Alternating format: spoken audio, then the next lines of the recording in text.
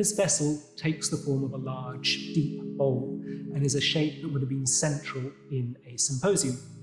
Wine was a key component in Greek ritual and social life, and at a symposium, a group of men would gather together, recline on couches, drink, and enjoy one another's company.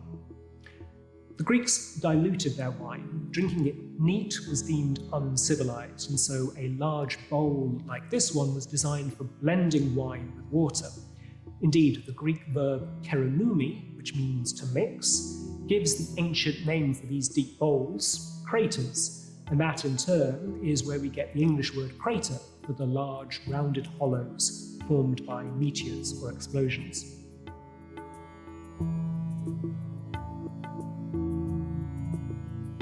The decorative panels on this crater are perfectly suited to its function as a wine vessel.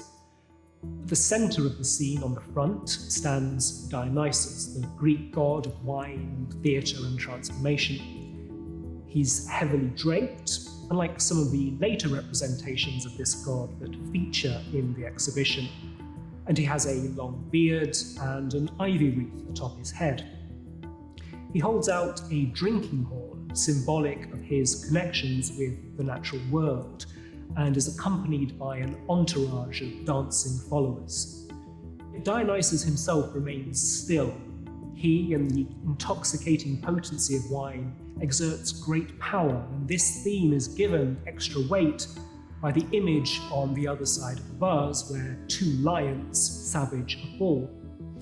This composition is not unusual in Greek art, but its juxtaposition with Dionysus on the crater seems, to me, intentional, for we know from various sources that the god was himself associated with wildness, frenzy, and even the tearing of animal flesh. In short, the Greeks celebrated the pleasures of wine and the joys of a bountiful harvest, but they also recognized the dangers of excess, of drunkenness, of the absence of order. And this tension is, I think, embodied in the static depiction of Dionysus that we see on this vase, and the lively, even violent imagery that surrounds him.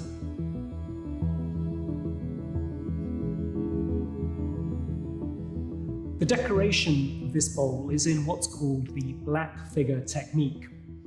The figures are painted onto the surface of the vessel using slip, essentially dilute clay, and then details such as facial features and drapery folds are incised after firing with a sharp tool. There's scope for a little colour. You can see a purplish red and also a white that's used for the women's feet, arms and faces, but essentially it's a two-colour palette, orange and black, and one that plays to the qualities of the iron-rich Athenian clay. During the firing process, unpainted areas on a vase turn a deep orange, while the parts painted with slip become a lustrous, glossy black. Firing was carefully calibrated, requiring control of the flow of oxygen and manipulation of the temperature inside the kiln, all of which must have involved substantial experience and expertise. In some cases, we know the names of individuals who produce these vessels, as signatures record so-and-so made this or so-and-so painted it.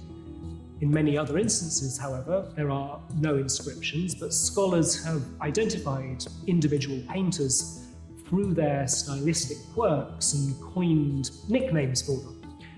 These often reference a vessel in a museum collection that typifies a painter's hand, and the painter of this bowl is known as the painter of Munich 1736.